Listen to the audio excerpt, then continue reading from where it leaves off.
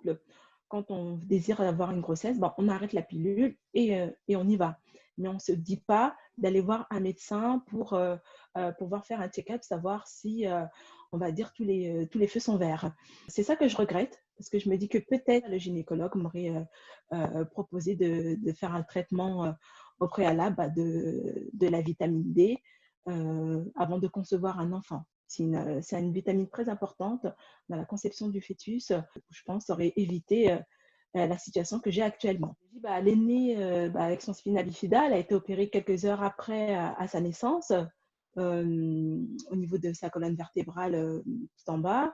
Après, elle a eu des suivis très réguliers à l'hôpital par les différents médecins, que ce soit un médecin urologue, orthopédiste et neurologue. Elle a eu différentes interventions, notamment d'une pose d'une valve péritonéale, des opérations orthopédiques et régulièrement, elle avait toute la semaine des séances de rééducation.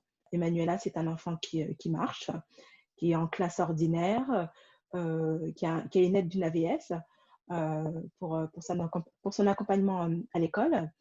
On va dire le plus gros, on va dire, de son handicap à ce jour, qui est contraignant, ça va être son incontinence urinaire et fécale.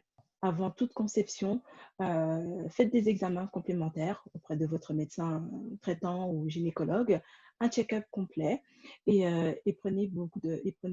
demandez à ce qu'on vous prescrive de l'acide folique.